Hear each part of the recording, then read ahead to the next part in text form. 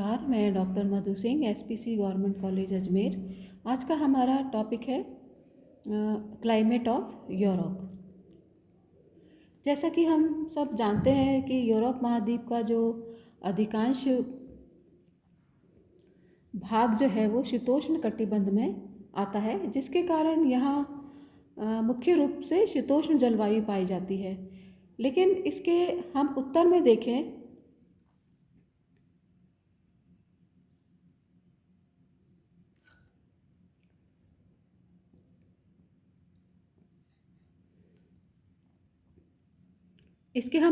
देखें तो ये वाला जो भाग है वो जिसमें कि नॉर्वे, स्वीडन, आपके फिनलैंड तथा रशिया का अधिकांश भाग आता है। ये जो क्षेत्र है पूरा,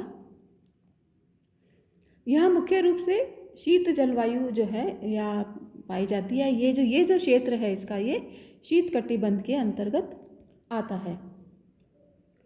और यूरोप की जलवायु पर जो है अक्षांशीय स्थिति के साथ ही वहाँ पर पाई जाने वाली स्थलीय और सागरीय जो इसके तीनों और सागरीय भाग स्थित है, उसका भी प्रभाव देखने को मिलता है, क्योंकि इस महाद्वीप के अनेक जो भाग हैं वो वहाँ पर जो है सागरों का विस्तार है।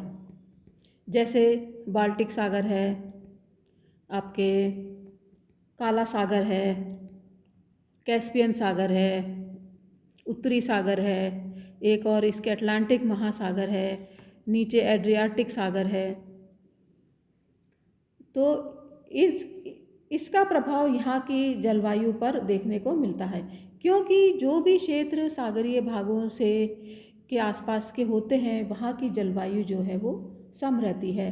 सम जलवायु का मतलब ये है कि उनके दिन के और रात के तापमान में बहुत कम वेरिएशन या अंतर, वार्षिक दैनिक तापांतर और वार्षिक तापांतर जो है वो कम पाए जाते हैं। इसके विपरीत जहाँ पर महाद्वीपीय प्रभाव अधिक होता है वहाँ पर तापांतर जो है वो अधिक देखने को मिलता है, चाहे वो दैनिक हो चाहे वो वार्षिक हो। तो हम कह सकते हैं इस प्रकार यूरोप की जलवायु पर अक्षांशीय स्थिति, क्योंकि इसका अधिकतर भाग उत्तरी अक्षांशों में स्थित है, और स्थल और जल की स्थिति, इसके तीनों ओर जो है बहुत सारे सागर और महासागर है, और तथा यहाँ पर स्थित पर्वतीय अल्पाइन पर्वतों के होने के कारण ये जो सारी चीज़ें हैं वो यहाँ इसकी जलवायु को प्रभावित करती है। यूरोप की जलवायु में ग्रीष्मकालीन और शीतकालीन दशाएं जो हैं वो अधिक उनमें अंतर पाया जाता है। जैसे दोनों के तापमान में, वायुदाब में, हवाओं की दिशा, हम कह सकते हैं गति, वर्षा की मात्रा, इनमें भिन्नता देखने को मिलती है। तो हम इसको शीत और ग्रीष्म ऋतु के अनुसार हम इसको बांट सकते हैं। पहले हम बात करेंगे विंटर क्लाइमेट की या शीत ऋतु की। शीत ऋतु में जो है तापमान अक्षांशीय स्थिति के अनुसार दक्षिणी भाग जो है उत्तरी भाग की अपेक्षा दक्षिणी भाग में जो है तापमान अधिक रहता है, और भूमध्य सागरीय क्षेत्र में जो है ये वाला जो पूरा ये भूमध्य सागरीय भाग है, ये जो पूरा क्षेत्र है यूरोप का, यहाँ पर तापमान जो है शीत ऋतु में 0 से लेकर 10 डिग्री सेंटीग्रेड तक पाया जाता है। किंतु कभी कभी उत्तर से जो आने वाली ठंडी हवाएं होती हैं इन क्षेत्रों से, वो यहाँ के तापमान को गिरा देती है, और यहाँ पर भी जो है बहुत कम तापमान हो जाता है। और इसी प्रकार ही यूरोप के पश्चिमी तट पर अटलांटिक, ये वाला जो भाग है ये अटलांटिक है। अटलांटिक ड्रिफ्ट जो है वो है एक गर्म जलधारा है, जिसके कारण सागरीय भागों का तापमान अधिक नीचे नहीं गिरने पाता है शीत ऋतु में भी, और पश्चिमी तट कभी भी जो है जमता नहीं है, और यहाँ के जो बंदरगाह हैं वो हमेशा खुले रहते हैं, शीत ऋतु में भी आवागमन के लिए खुले रहते हैं। पर जैसे ही हम पूर्व की ओर बढ़ते हैं या आंतरिक भागों या स्थलीय भागों की ओर जाते हैं आंतरिक भागों में, तो शीतल हवाओं के कारण जो है तापमान बहुत ही कम हो जाता है।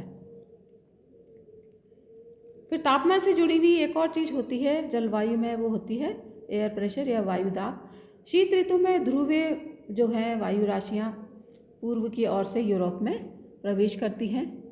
यहाँ से ये जो पूरा क्षेत्र है ये शीत ऋतु का क्षेत्र है, मतलब शीत क्षेत्र है। तो यहाँ से ध्रुवीय वायु राशियाँ यूरोप में प्रवेश करती हैं। और शीत ऋतु जो है वो शुष्क होती है अधिकतर। और स्कैंडिनेविया के जो स्कैंडिनेविया वाला जो ये पूरा क्षेत्र है हमारा यूरोप का, उच्च वायुदाब यहाँ पर उत्पन्न हो जाता है। और इसी प्रकार ही यहाँ के जो पर्वतीय क्षेत्र हैं, आल्प्स पर्वतीय क्षेत्र, वहाँ पर जो है हिमपात होने से उच्च दाब का क्षेत्र बन जाता है। पूर्वी यूरोप तथा इन पर्वतीय क्षेत्रों में जो है महाद्वीप में जो है कठोर ठंड पड़ने लगती है।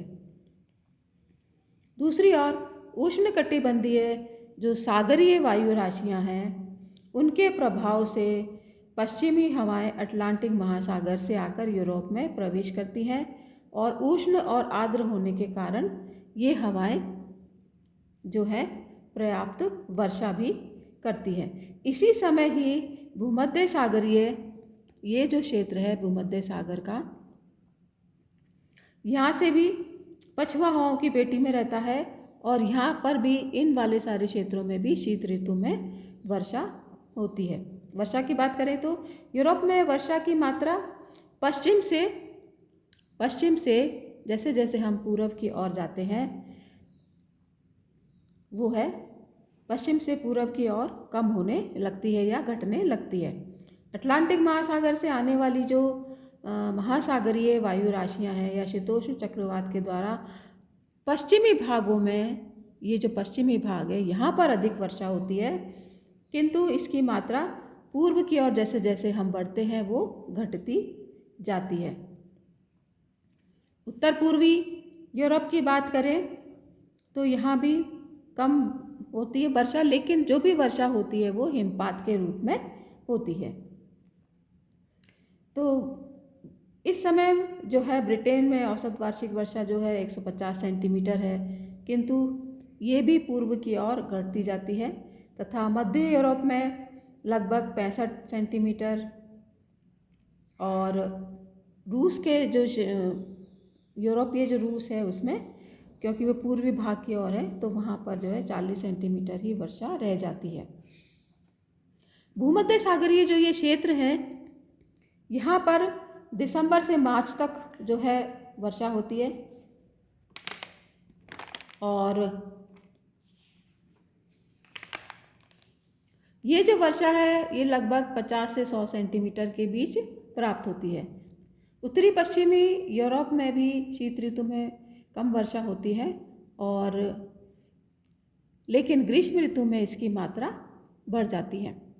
वैसे भी जलवायु की दृष्टि से देखा जाए तो जो नॉर्थ वेस्ट यूरोप है, विशेष करके जो ये वाला भाग है यूरोप का, ये जलवायु की दृष्टि से विश्व में बहुत ही अच्छा माने जाने वाला जलवायु क्षेत्र है।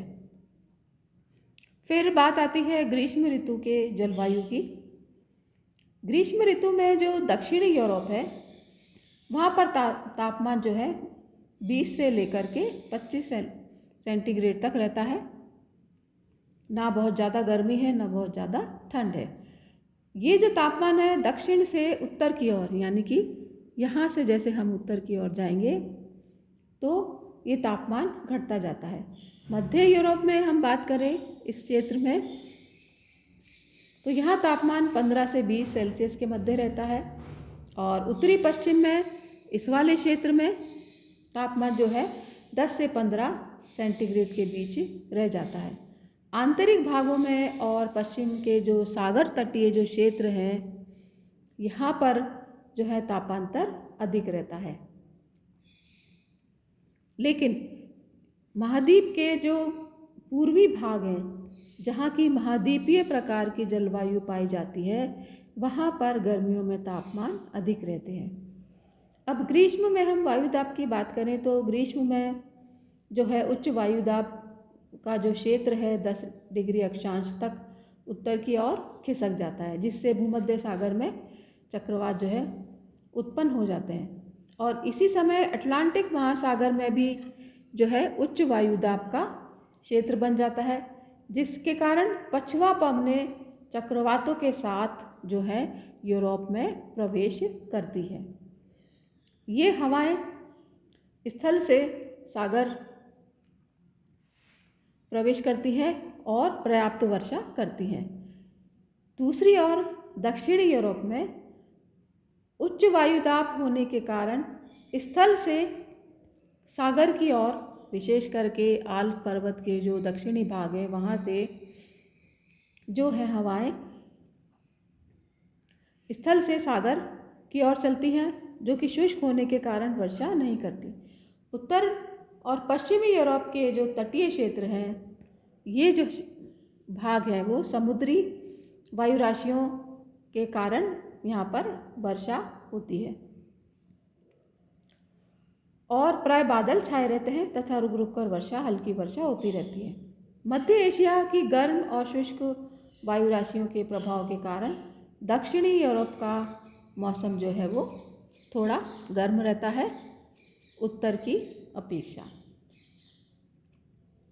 अब इस ऋतु में जो है सबसे पहला उत्तर पश्चिमी यूरोप में थोड़ी मात्रा में वर्षा वर्षभर प्राप्त होती है, किंतु ग्रीष्म ऋतु में शीत ऋतु की तुलना में कम वर्षा होती है।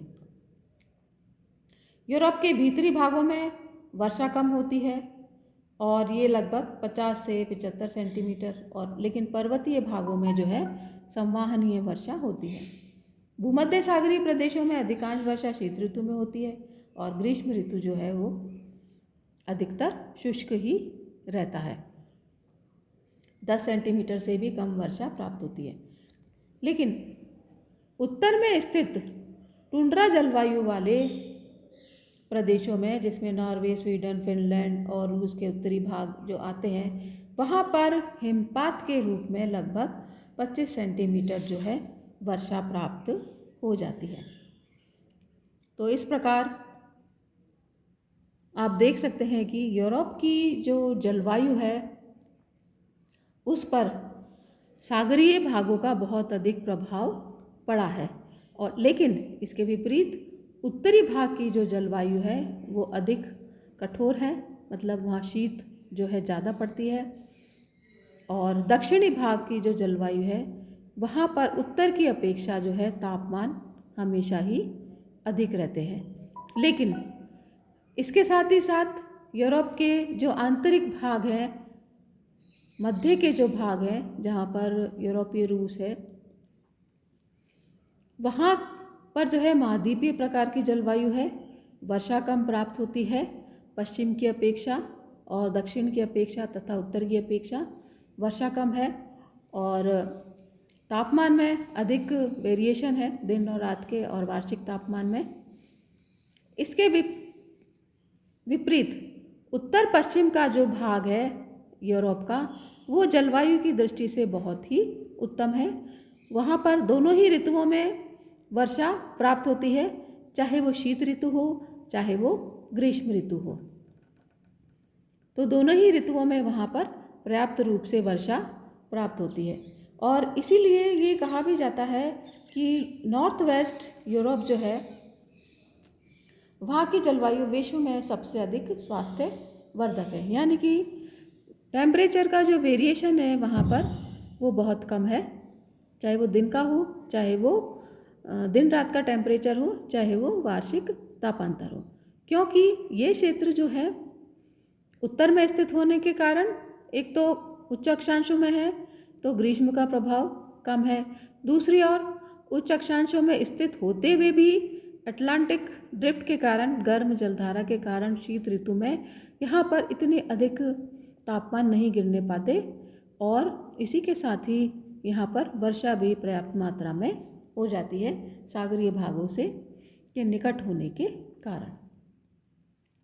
तो ये थी यूरोप की जलवायु। Thank you.